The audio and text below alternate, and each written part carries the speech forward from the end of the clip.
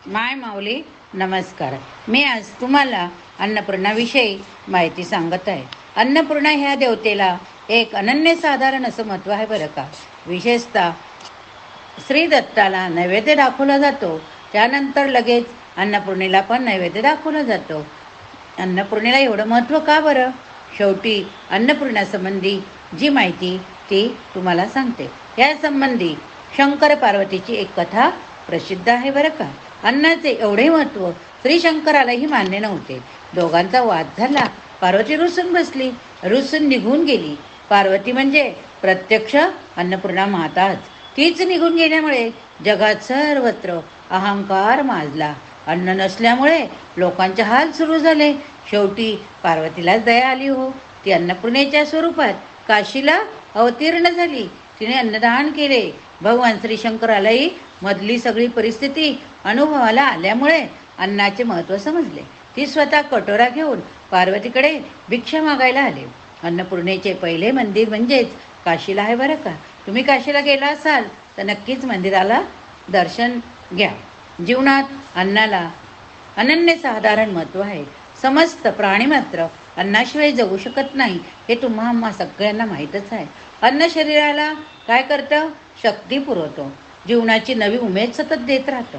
अन्न खाल्लं की शरीराला एक प्रकारचं समाधान मिळतं. म्हणूनच अन्नदानाला अनन्यसाधारण महत्त्व दिले गेले. ते अन्न सुग्रास असले पाहिजे. अन्न बनवण्याची मनस्थिती समाधानी असली पाहिजे. मनात आनंद आला पाहिजे. अतिथीभव केलं पाहिजे. आदर तिथे केलं पाहिजे. अन्न शिजवताना जेवण नव्हे तर प्रसाद म्हणून केलं पाहिजे. त्याने ते अन्न समाधानाने बनवले पाहिजे. तेच पदार्थ घेऊन वेगवेगळ्या लोकांनी बनवलेल्या अन्नाची चव वेगवेगळी लागते. मग आपण बोलतो की तुमच्या हाताला चव आहे बरं का. कारण काय तर मनाने केलेला स्वयंपाक म्हणजेच तो प्रसाद होत आहे, म्हणून ती जेवणात चव येते. याचे कारणच आहे की अन्न बनवणाऱ्याच्या वासना मनस्थिती ह्या अन्नात उतरत असतात. म्हणूनच घरच्या अन्नपूर्णेला नेहमी समाधानात ठेवले गेले पाहिजे. तिने सुचिरभूत होऊन अन्न शिजवले पाहिजे. म्हणूनच पूर्वीच्या काळी सोहळ्यामध्ये स्वयंपाक करायची पद्धत होती. आपल्याकडे मुलीला सासरी जाताना अन्नपूर्णेची मूर्ती त्यासाठीच दिली जाते. तिने अन्नपूर्णेची सेवा उपासना करून उत्तम अन्न कुटुंबियाला खायला घालून कुटुंब सुखी करावे अशी अपेक्षा त्यामागे असते. व प्रत्येकाने भोजन केल्यानंतर म्हणावं ही आमच्या घरची खरोखर अन्नपूर्णा आहे, म्हणूनच तिच्या हाताला चव आहे. मध्यंतरीच्या काळामध्ये अन्नपूर्णेची उपासना केली. मग लक्षात आलं नुसती उपासना उपयोगी नाही, तिची प्रत्यक्ष सेवा केली पाहिजे. म्हणून स्वतः वेगवेगळे पदार्थ बनवण्यास सुरुवात केली पाहिजे. कोणत्याही पूर्वानुभव नसताना सुद्धा या सर्व पाककृती अतिशय पैकी जमतात. चव चांगली लागते आणि आपण खरोखर मनाने भावनेने केले तर ते पदार्थ खरोखर प्रसाद रूपात असतात. अन्नपूर्णा देवीच्या माझ्या हातातून काम होत जाते. आपल्या अनेक वासना ह्या अन्नाद्वारे पूर्ण होत असतात. पुष्कळ सैन्याशी असे पाहिले आहेत की तेजांच्या वासना अन्नात अडकून बसलेल्या असतात. खाण्याच्या अनेक इच्छा अपूर्ण असतात. शरीर तेथे वासना असणारच, त्या पूर्ण झाल्याशिवाय संपत नाहीत. मित्रमंडळी जमा करून चिवडा पोहे अनेक पदार्थ डिगच्या डिग फस्त करताना कसा आनंद मिळतो हे आम्ही सगळ्यांनी बघितलेच आहे. शेवटी जीवन हे आनंद निर्मितीसाठीच आहे हो. छोट्या छोट्या गोष्टीसुद्धा खूप आनंद भरलेला, परंतु आपल्याला त्याची कल्पनाच नसल्यामुळे तो आनंद आपण घेऊ शकत नाही.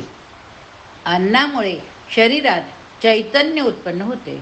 अगदी शरीर सोडल्यानंतर सुद्धा या चैतन्याची आवश्यकता लिंगदेहाला भासते.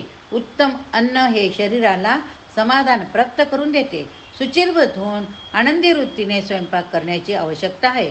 म्हणूनच आपण रोज सकाळी आंघोळ झाल्यानंतर स्वयंपाक केला पाहिजे, त्याच्या आधी नाही. वातावरण घरातल्या सर्व लोकांनी निर्माण करून द्यावे. त्या अन्नात प्रेम असते. आईच्या हातचे अन्न आपल्याला सगळ्यात गोड वाटते. केलेला स्वयंपाक हा आपण आपल्याला प्रत्यक्ष परमेश्वरासाठी करतो ही भावना करून जर केले तर अतिशय उत्तम होतो स्वयंपाक. म्हणून नैवेद्याचे अन्न हे अतिशय चविष्ट लागते. बघा आपण नेहमी केलेला शिरा आणि सत्यनारायण पूजेतला शिरा यात किती फरक. शिरा आणि प्रसाद हे तुम्हाला अनुभवायला आलंच असेल. उत्तम संसार करून सर्व प्रकारच्या वासना भोगवून पूर्ण केल्या पाहिजे. तेव्हाच माणूस परमेश्वर चिंतनाकडे वळू लागतो. असमाधानी माणूस ध्यानधारणा करू शकत नाही बरं का. आपले सर्व ऋषीमुनी हे विवाहित दाखवले आहेत आणि सर्व प्रकारचे भोग भोगून वासनाक्षय करूनच ते पूर्णत्वाला पोहोचले आहेत. म्हणूनच शंकराचार्य म्हणतात, अन्नपूर्णे सदा पूर्णे शंकर प्राणवल्लभे ज्ञान वैराग्य सिद्ध्यर्थ भिक्षाम देही च पार्वती. तुम्ही बघा, शेगावला जर गेला असाल तर त्या ठिकाणी हा श्लोक आणि अन्नपूर्णेची मूर्ती तुम्हाला नक्कीच पाहायला मिळेल. तसंच आपल्या देव्हाऱ्यात पण अन्नपूर्णा आहे आणि अन्नपूर्णेच्या हातात जी पळी आहे त्या पळीने अन्नपूर्णा वाढत आहे. म्हणूनच पळीचं सुद्धा खूप महत्त्व आहे. अन्नपूर्णाला समर्पित हा लेख अरविंद आठले यांनी लिहिला होता. त्यांना शतशः आभार. श्रीपाद श्री वल्लभ चरणामृतमध्ये सुद्धा याचा उल्लेख आहे आणि तेच लिखाण अभिवाचनातनं तुमच्याकडे पोचवण्याचा छोटासा अल्पसा प्रयत्न केलेला आहे. अन्नपूर्णे मातेला मनपूर्वक नमस्कार करूया आणि आपण त्रिवेणी ओवी जागर ग्रुपकडून आपण या चातुर्मासात अन्नपूर्णा स्तोत्र पठण श्रवण करण्याचा संकल्प केला आहे आणि तसेच आपण आपल्या घरच्या गॅसवरती अग्निदेवताचं पूजन करू, त्याला नमस्कार करून मग आपण स्वयंपाक करणार आहोत.